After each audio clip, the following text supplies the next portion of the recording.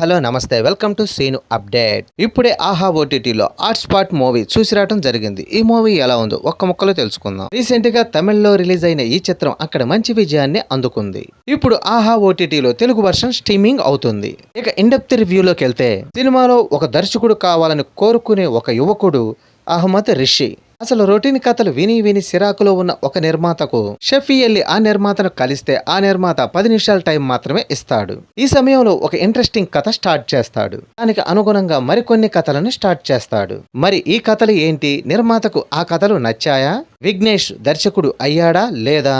ఈ విషయాలని తెలుసుకోవాలంటే చిత్రం చూడాల్సిందే. ఇక ఈ మూవీలో ప్లస్ పాయింట్ ఏంటంటే ఈ చిత్రంలో డిఫరెంట్ గా ఆస్థలాజిక్ పాయింట్ మెప్పిస్తుంది. ఈ సినిమాలో చూసేందుకు 4 కథలు కనిపిస్తాయి. 4 కథలు కూడా డిఫరెంట్ గా అనిపిస్తాయి. అలాగే ప్రతి కథ కూడా ఆలోచింపజేసేలా ఉంటుంది. అలాగే ఈ చిత్రంలో మొదట కనపడే కథ హ్యాపీ మ్యారేజ్ లైఫ్. అలాగే 4వ కథ ఫ్రేములు కూడా అమితంగా ఇంప్రెస్ చేస్తాయి. సాలిడ్ ఎమోషనల్ వాటితో నడిపే కథనం మనల్ని మెప్పిస్తాయి. అలాగే రెండు సామాజిక అంశాలతో మనల్ని ఆలోచింపజేసేలా అనిపిస్తాయి. మరి ఆర్థలాజిక్ నటీనటులు తమ పర్ఫార్మెన్స్ తో ఆకట్టుకున్నారని చెప్పాలి. యువ నటి గౌరీ సి కిషన్, అమ్ము అభిరామి, ఆదిత్య భాస్కర్లు నేచురల్ పర్ఫార్మెన్స్ ను ఆర్థలాజిక్ లో అందించారని చెప్పొచ్చు. వీరితో పాటు జనని సుభాష్ ఇంకా ఇతరులు తమ పరిమితి మేరకు నటించారని చెప్పొచ్చు.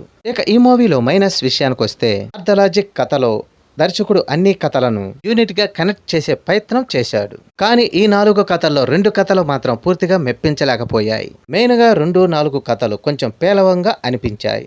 ఇక రెండో కథ గోల్డెన్ రూమ్ ఒక కుటుంబానికి చెందిన ప్రేమకు సంబంధించింది. కానీ ఇది అంతగా ఎంగేజ్ గా అనిపించదు. అలాగే మూడో కథ టమాటా చట్నీ అలాగే ఫ్యామిలీ ఆడియన్స్ కి ఒకంత డిస్టర్బెన్స్ గా అనిపిస్తుంది. దీని విషయంలో కొంచెం దర్శకుడు జాగ్రత్త తీసుకోవాల్సింది అనిపిస్తుంది. ఇక వీటితో పాటు 3-4 కథలు కూడా కొంచెం సాగదీసినట్టుగా అనిపిస్తుంది. ఇక సినిమాలో కనిపించే అడల్ట్ క్యారెక్టర్ సీన్స్ కూడా కొంచెం తగ్గిస్తే బాగుండేది. ఇక సాంకేతిక విభాగానికి వస్తే ఈ ఆర్థలాజిక్ చిత్రం ఒరిజినల్ తమిళ మేకర్స్ తీసుకున్న నిర్మాణ విలువలు బాగున్నాయి. అలాగే తెలుగు డబ్బింగ్ కూడా బాగా కుదిరిందనే చెప్పొచ్చు. అలాగే సంగీతం బ్యాక్గ్రౌండ్ మ్యూజిక్ బాగుంది. ఇక ఎడిటింగ్ విషయానికి వస్తే సెకండ్ హాఫ్ లో కొంచెం కత్తెరగా పని చెప్పాల్సిన అవసరం ఉంది. సినిమాటోగ్రఫీ విజువల్స్ బాగున్నాయి.